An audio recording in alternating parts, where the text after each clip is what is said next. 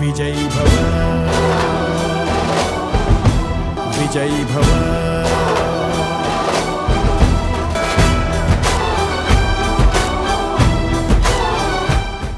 20 సంవత్సరాలుగా నన్ను అయితే చూస్తున్నారు. నాకు ఏ పదవి ఉన్నా లేకున్నా దరూరు గ్రామంలో ఒక సేవకునిగా పనిచేయడం జరుగుతుంది. 20 సంవత్సరాలుగా నేను 20 సంవత్సరాలు మెడికల్ ఫీల్డ్లో సేవ చేసుకుంటూ నాకు పదవి లేకున్నా CMRF చెక్కులు కానీ కళ్యాణ లక్ష్మి చెక్కులు కానీ మొన్ననే మన కాంగ్రెస్ ప్రభుత్వం వచ్చిన తర్వాత మన దరూరు గ్రామ పెద్దల సహకారంతో 45 ఇందిరమ్మ ఇండ్లు కూడా శాంక్షన్ చేయడం అయింది.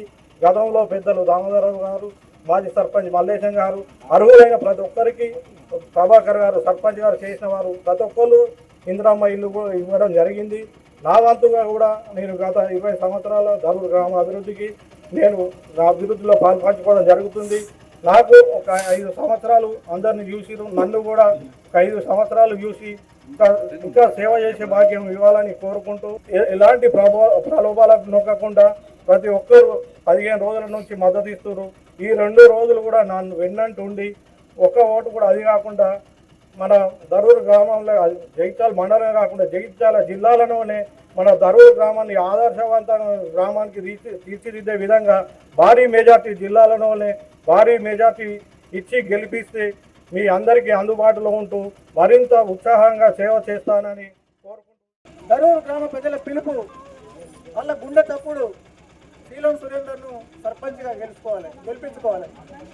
దాదాపు 20 సంవత్సరాలుగా మనలో ఉండి మన కష్టాల్లో సుఖాల్లో ఉండి ఎవరికి ఏ ఆపద వచ్చినా మనతో ఉన్నటువంటి వ్యక్తి, కులాలకు మతాలకు అతీతంగా అందరి వాడు సురేందర్ని గెలిపించాలనే ఆలోచనతో ఎప్పుడైతే ఎన్నిక ప్రకటన కాగానే సురేందర్ని గెలిపించుకోవాలనే ఆలోచన దరూరు గ్రామ ప్రజలకు రావడం ఆయన చేసిన సేవకు గుర్తింపుగా చెప్పక తప్పదు.